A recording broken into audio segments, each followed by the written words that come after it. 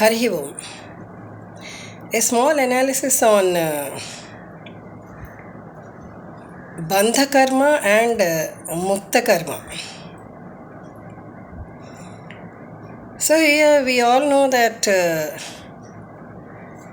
we cannot stay even a single second without doing karmas. Karmas means the day-to-day actions what we do in our life, and we cannot stay even a single second without doing karmas. The voluntary or the involuntary actions all come under karmas only. All come under karmas. So here in the 15th chapter, the Purushottama Prapti Yoga, in a sloka, the second sloka, the Lord himself, he said, Adhaschordam prastrutastasya sakha gunapravruddha vishaya pravalaha adhascha mulyanya santatani karmanu bandhini manushya loke. So the human world itself is bound by karmas, because then again we may have a doubt, why only human world? There are other living beings also. They are not bound by karmas.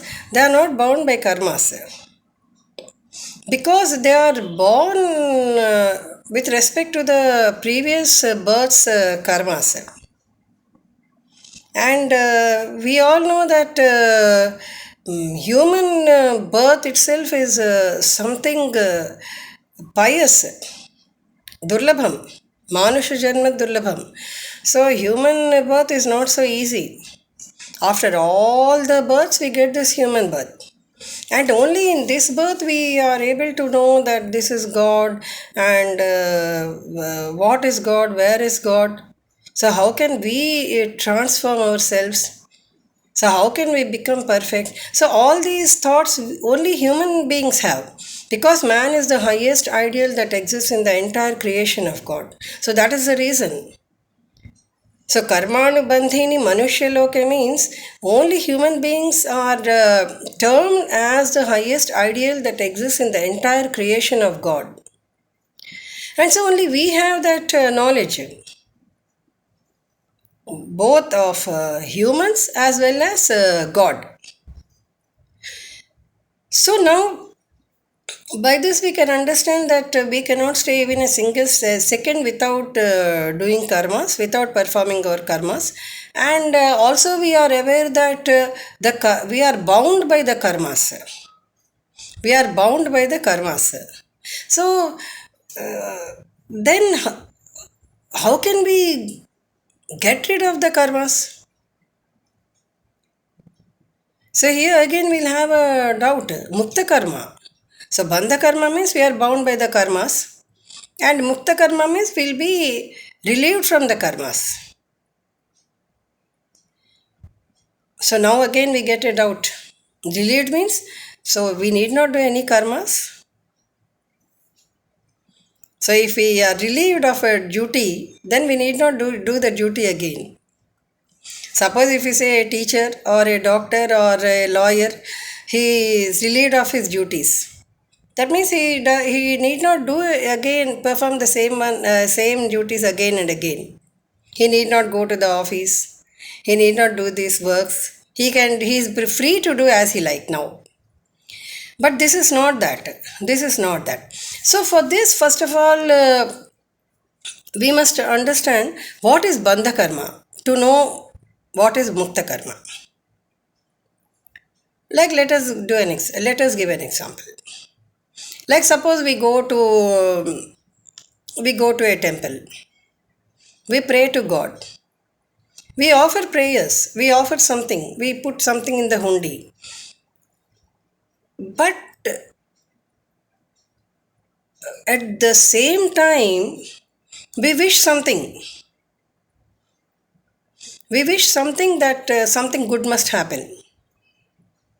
In the same way, when we give somebody something, we think that all the people must see that we are giving for charity, or we are giving for donation, or we are helping somebody.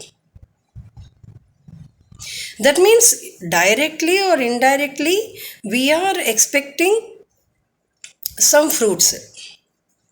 Let us say recognition, or let us say that somebody applauds, or see that our name comes in paper and the whole world know of us. When we help somebody, when we give somebody something, let's suppose we go to a function or we go to some other celebrations, then we won't go empty handed. We think how much we give. Okay, let us say we give something, then at the time of giving itself we will balance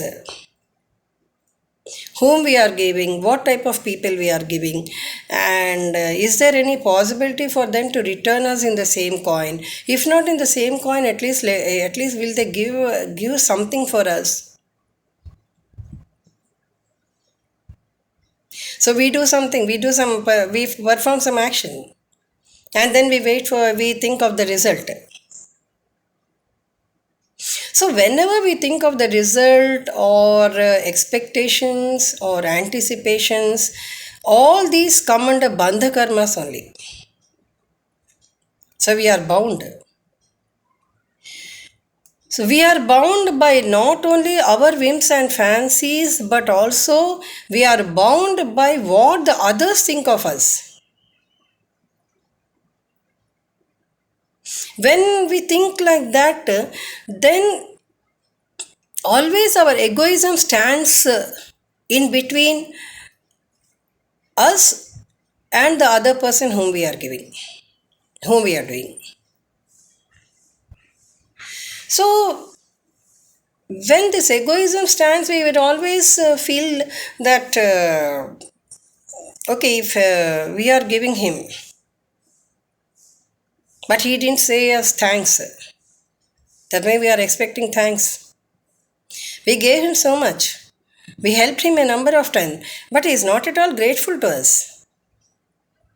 Again, same thing I have done. I have helped him a number of times, but he is not at all grateful to me. He never thinks of me as a great person.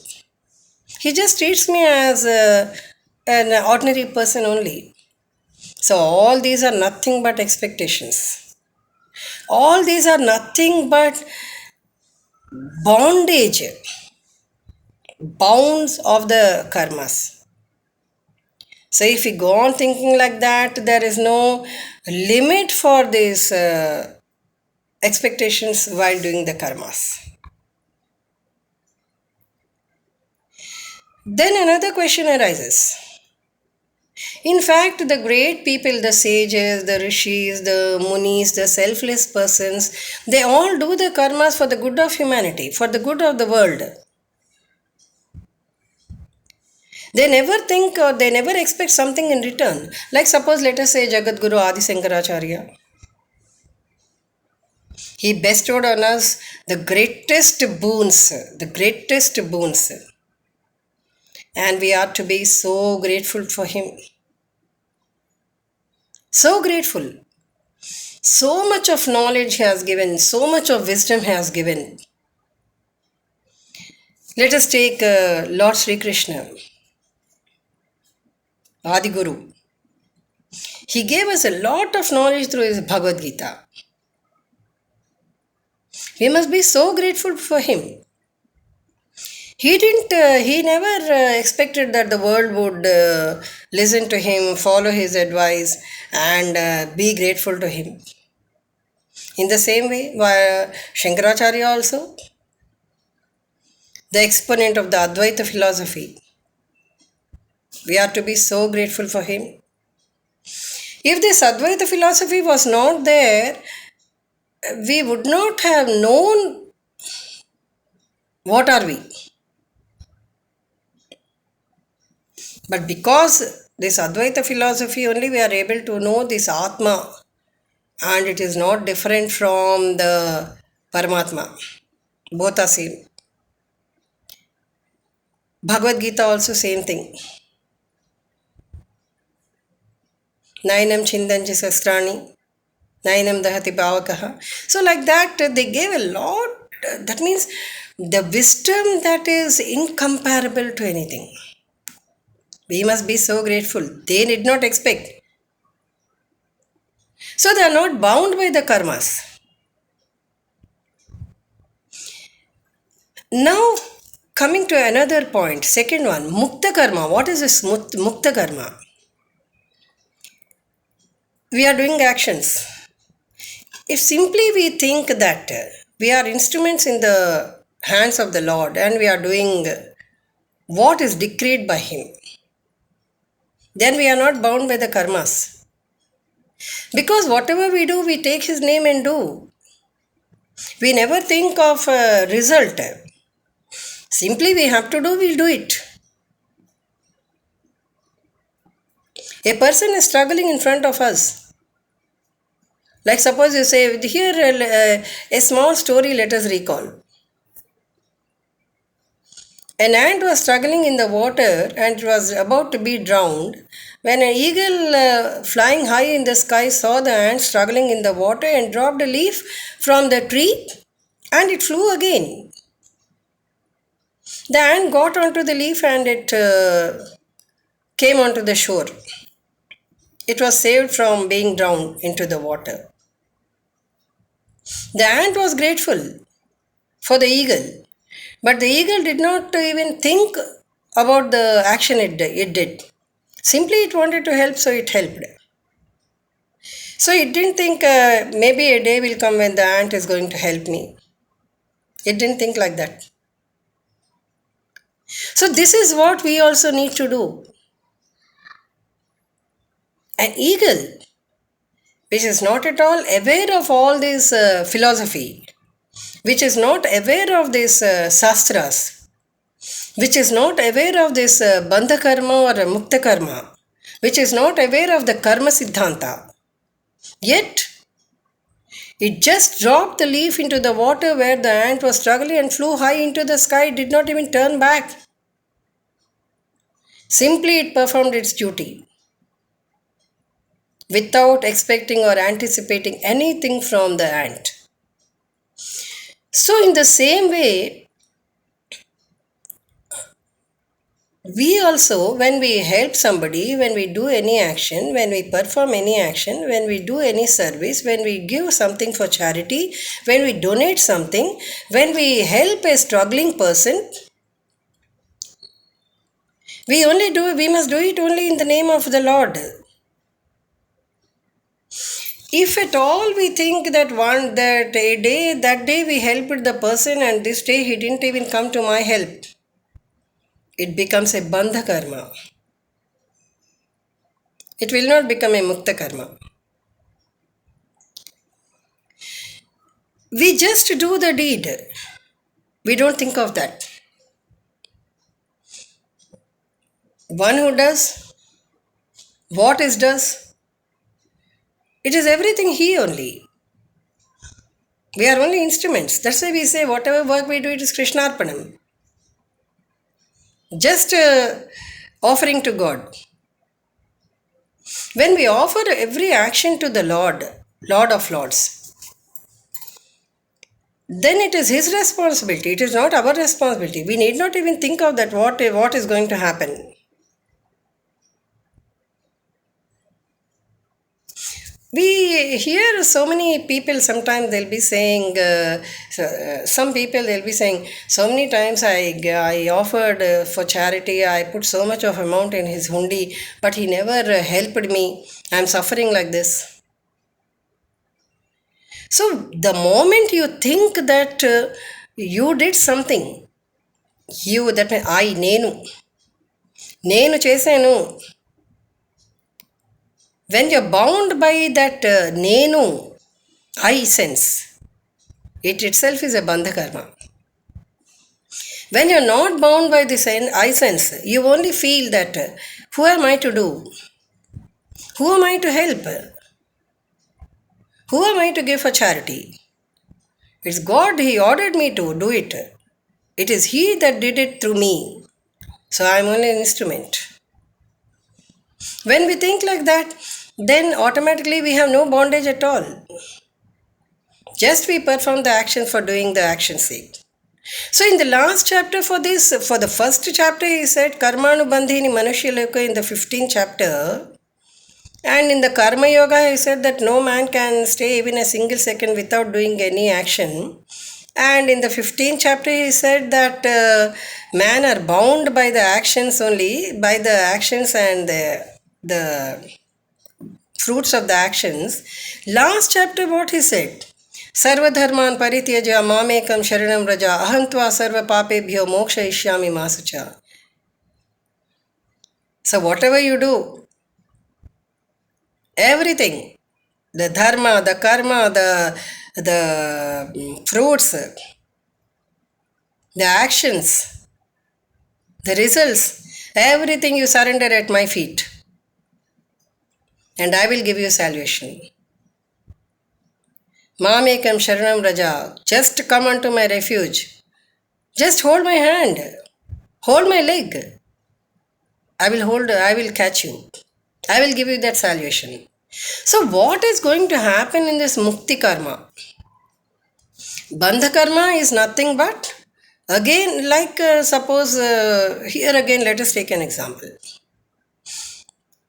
There is a story.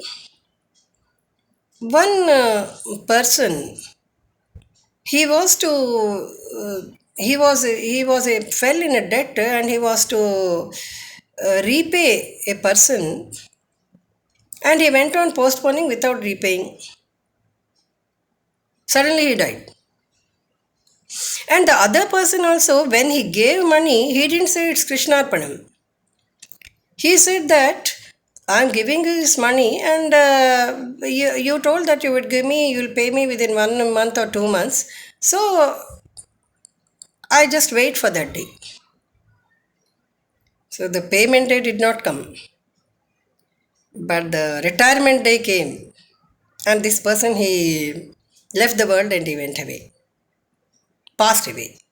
And that person, when he came to know of this, then he was thinking, I gave him so much of money, he didn't repay me. Now how will I get back the money? His mind was on that notion only. So this person, what he thought, I did not repay the money. How I can repay? I didn't repay all these days. So one day or the other I have to repay. So both of them, they were born again. This man to receive the debt and that man to repay the debt. So simple it is, no? So simple it is. So here when we give somebody something, when we think that they are going to repay or we expect that they are going to repay, that itself is Bandha Karma. When we give something, when we give for charity, when we help somebody, we don't expect from them anything. We just say, Krishnarpanam, you have given this opportunity as an opportunity. OPPOFFR. Opportunity is a chance. Opportunity, you gave me a chance to offer something to you in the guise of a man, in the guise of the needy, in the guise of distressed. So I'm offering. I'm offering. That means the Lord in me as you is offering to the Lord in him. So Krishnarpanam. So we are surrendering everything. We are surrendering our egoism because we think that I am not doing. It is he that is making us do. So we are surrendering. So surrendering our egoism, surrendering our actions, surrendering our results, because we are not expecting anything. That is Mukta Karma. Mukta Karma makes us get relieved from the birth and death cycles. Whereas Bandha Karma, always it will bound us to the birth and death cycles. Again we'll be born again and we'll be born again and die, again give birth, again die. Again we are born, again we die. But this Mukta Karma, we won't be born again. So at least whenever we do action, let us think that let us take the name of the Lord and say Krishnarpanam. So this is the simple difference between the Bandha Karma and Mukta Karma. Harihi Om.